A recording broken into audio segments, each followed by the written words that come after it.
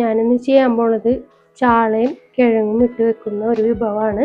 അതിനു വേണ്ടി ഞാൻ 2 കിഴങ്ങ് എടുത്തിട്ടുണ്ട്.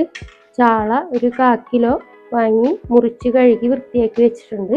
അതിലേക്ക് വേണ്ട ചേരുവകൾ: മുളക് പൊടി, മഞ്ഞൾപ്പൊടി, ഉപ്പ്, ചെറിയുള്ളി കുറച്ച്, വെളുത്തുള്ളി 3-4 എണ്ണം, പച്ചമുളക് 2 എണ്ണം, വേപ്പില, പിന്നെ കുടംപുളി. പിന്നെ അത് താളിക്കാനായിട്ട് വെളിച്ചെണ്ണ. കിഴങ്ങ് ചെറുതാക്കി നുറുക്കിയെടുക്കണം. കിഴങ്ങ് നമുക്ക് ആദ്യം വേവിച്ച് വെക്കാൻ വേണ്ടിയിട്ട് കുക്കറിൽ ഇട്ടിട്ട് വേവിക്കാനാണ്. ഇതിലേക്ക് കുറച്ച് വെള്ളവും ഒഴിച്ചു കൊടുക്കുക. എന്നിട്ട് കുറച്ച് മഞ്ഞൾ ഇതിലേക്ക് ഇടണം. മഞ്ഞൾപ്പൊടി ചേർത്ത് കൊടുക്കണം. കുറച്ച് ഉപ്പും. കുക്കർ അടച്ച് വെച്ച് നമുക്ക് വേവിച്ചെടുക്കാം. അടുപ്പ് കത്തിച്ച് വെച്ച് ഒരു വിസിലടിക്കുന്നത് വരെ വെക്കാം. അതിൻ്റെ ഒപ്പം തന്നെ ചാള വേവിക്കാനും അടുപ്പത്തേക്ക് വെക്കാണ്. ചാളയിൽ കുറച്ച് വെള്ളം ഒഴിക്കണം. പാകത്തിനുള്ള മുളക് പൊടി ഇതിലേക്ക് ഇടാം.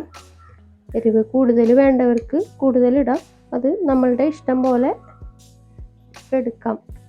കുറച്ച് മഞ്ഞൾപ്പൊടി. മഞ്ഞൾ നമ്മൾ കിഴങ്ങിൽ ഇട്ടിട്ടുണ്ട്, അപ്പം അതിനനുസരിച്ച് കുറച്ചിട്ടാൽ മതിയാവും.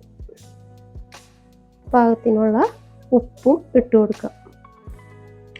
അടുപ്പ് കത്തിച്ച് വെച്ച് ചാള നന്നായി വേവിക്കണം. ഇതിലേക്കുള്ള പുളി ചെറിയ കഷ്ണം ഇട്ട് കൊടുക്കണം.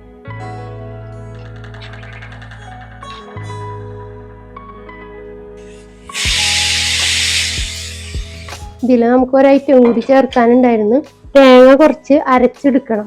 അതായത് തേങ്ങയും പച്ചമുളകും വെളുത്തുള്ളിയും ഉള്ളിയും കൂടി അരച്ച് ചേർത്തിട്ട് വേണം ഇനി അത് തയ്യാറാക്കാൻ.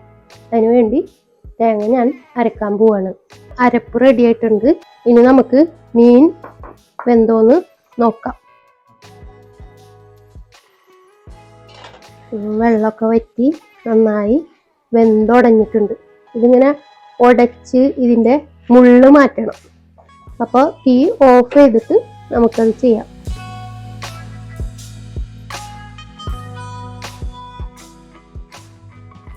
ഓരോ മുള്ളും ഇങ്ങനെ കുടഞ്ഞെടുത്താൽ മതി.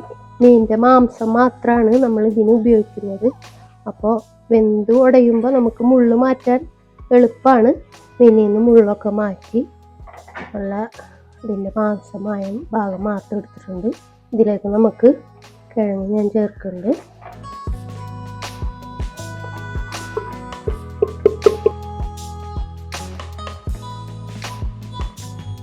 അടുപ്പൊന്ന് കത്തിച്ച് കൊടുക്കുക. ചെറിയ തീയിലിട്ടാൽ മതി. എന്നിട്ട് നമ്മൾ അരച്ച് വെച്ച തേങ്ങ ഇതിലേക്ക് ചേർത്ത് കൊടുക്കുക. നന്നായി ഇളക്കി എല്ലാ ഭാഗത്തേക്കും ഈ തേങ്ങ അരച്ചതും മീനും കിഴങ്ങൊക്കെ മിക്സ് ചെയ്ത് ചേർക്കണം. നമ്മൾ കൊള്ളിക്കിഴങ്ങും ചാളയും കൊണ്ടുള്ള വിഭവം റെഡി ആയിട്ടുണ്ട്. ഞാൻ തീ ഓഫ് ചെയ്തു. നമുക്കിനി ഇത് സെർവ് ചെയ്യാം.